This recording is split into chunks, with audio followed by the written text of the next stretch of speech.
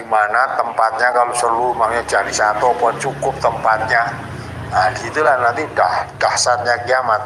Maka nanti manusia akan berkumpul menjadi satu, ya, semuanya dalam keadaan panas sehingga keluar keringat.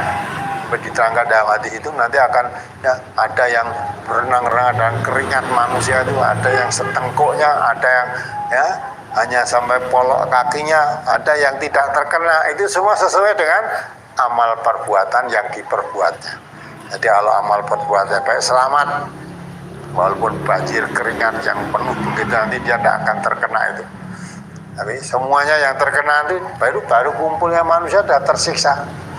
Itu orang yang amal perbuatannya tidak baik, jelek, apalagi kufur pada Allah, nanti akan mengalami. Maka bingung manusia kan, apa ini, hari apa nih, kiamat itu bingung.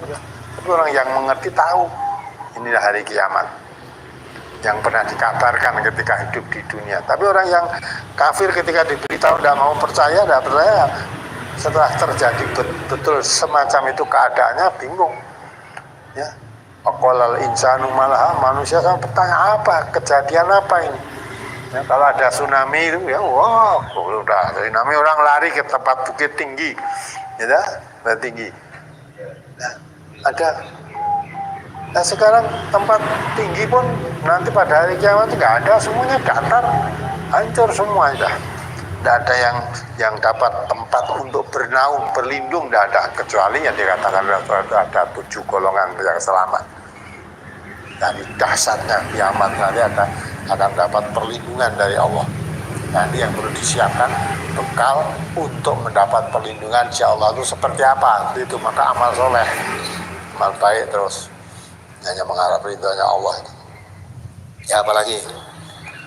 Setelah kiamat, manusia dikumpulkan di padang mahsyar. Apa dari mahsyar pindah ke alam sirat, dan apakah alam sirat itu?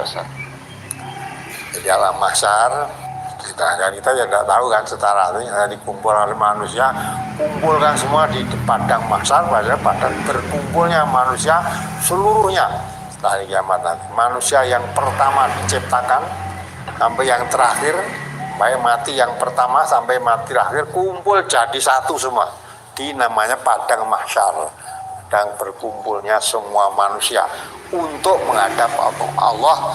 Nah kemudian pada saat itu akan mendapat hakim yang ma'adil. Di situ diterangkan nanti akan masuk yaumul hisab, akan dihitung, dihisab, dihitung amalnya. Bisa juga disebut yaumul mizan, akan dipertimbangkan, akan dihitung, ditimbang semua amal-amalnya. Amaman saqulat mawazinuhu fahuwa fi 'ishatir radiyah.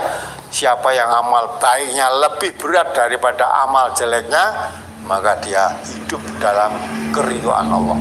Tapi wa amaman khafat mawazinuh, tapi siapa yang amal perbuatan baiknya ringan, lebih berat jeleknya, fa ummuhu hawiyah, maka dia akan dimasukkan dalam hawiyah. Seperti apa keadaannya? Tidak bisa kita mengatakan secara pasti sekarang. Itu semua nanti akan dialami oleh manusia di padang mahsyar nanti. Nah, tunggu aja nanti akan sampai ke sana. Nah, maka supaya kita tidak termasuk orang yang merugi, bagaimana untuk menghadapi alam mahsyar itu? Siapkan amal perbuatan yang banyak, yang baik, kebaikan-kebaikan, sehingga akan selamat, ya, dari susah payahnya, jerih payahnya di padang mahsyar yang dahsyat itu nanti akan selamat.